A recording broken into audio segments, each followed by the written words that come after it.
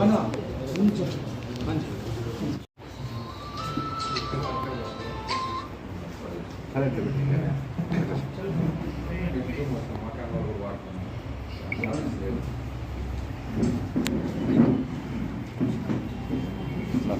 Phone వెనక్కి ఎట్లా ఉంటే ఒక ఫోటో తీసుకుంటాం.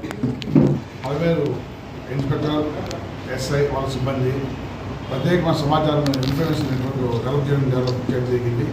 అందులో భాగంగా 4 వ్యక్తులు అరెస్ట్ చేయడం జరిగింది. రాజేంద్ర, మోహన్, మంజునాథ మరియు వాళ్ళ నేడు అబ్బాయి మొత్తం 4 అరెస్ట్ చేయడం జరిగింది. ఈ రాజేంద్ర అనే వ్యక్తి విశాఖపట్నంపై చింతపల్లిలో వాళ్ళ దగ్గర నుంచి గాంజా కొనుక్కొని వచ్చి ఇక్కడ అమ్మి బిజినెస్ చేస్తున్నారని చెప్పి తెలిసింది. మొత్తం తను ఎవరికి అమ్మాడు, అట్లాగే దాన్ని ఎవరు వినియోగిస్తున్నారు అంత డెప్త్ దాకా కిందికి వెళ్ళి మొత్తం అందరినీ ఐడెంటిఫై చేసి కన్జ్యూమర్స్కు కౌన్సిలింగ్ ఇచ్చి మిగిలిన అందరినీ కూడా చట్టపరమైన యాక్షన్ ఇస్తున్నాం. ఈరోజు వాళ్ళ దగ్గర నుంచి 4 కేజీల గాంజాను సీజ్ చేయడం జరిగింది. దీనిపైన ఇంకా తదుపరి విచారణ ఈ ఎవరి గ్రౌండ్ లెవెల్ ఎక్కడి దాకా పోతుందో అంతగా విచారణ పూర్తి కొనసాగి తెలియజేస్తున్నాం.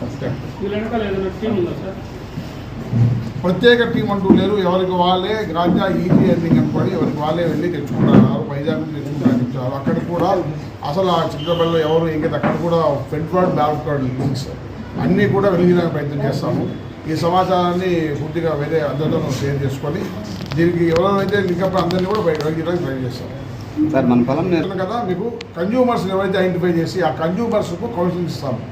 కన్జ్యూమర్కు డిహైడ్రేషన్ సెంటర్స్ కానీ ఇంకో సెంటర్స్ కానీ పెట్టేసి అలవాటు మార్పించకపోతే సో ఇది అందరి సామాజిక బాధ్యత. మీడియా, ప్రెస్, పోలీస్, పబ్లిక్ ఈ గ్రౌండ్ లెవెల్లో ప్రతి ఒక్కరూ దాంట్లో అవేర్నెస్ క్రియేట్ చేయకపోతే పోలీస్ పట్టుకొని సీజ్ చేయొచ్చు. బట్ కామన్ పబ్లిక్ పిల్లల మీద తల్లిదండ్రులు, స్కూల్లో విద్యార్థులు, హాస్టల్లో పిల్లల మీద వార్డర్స్ ఎవరికి వాళ్ళు కొద్దిగా వేగబాట్స్ అంతా ఐడెంటిఫై చేసి కరెక్ట్గా సమాచారం పెట్టుకొని కొంచెం కౌన్సిలింగ్ సెంటర్స్ పెట్టుకుంటే డెఫినెట్గా దీన్ని అన్ని లెవెల్లో సక్సెస్ చేయడం జరుగుతుంది. డెఫినెట్గా మేమైతే ఎవరైతే ట్రాన్స్పోర్టర్స్ ఉన్నారో ఎవరైతే అమ్మే వాళ్ళు అందరిపైన కూడా సరైన నిఘా పెట్టుకొని వాళ్ళ మీద కఠినమైన చర్యలు తీసుకుంటారు. ఫ్రెండ్స్ సార్ నిజమేనా అది?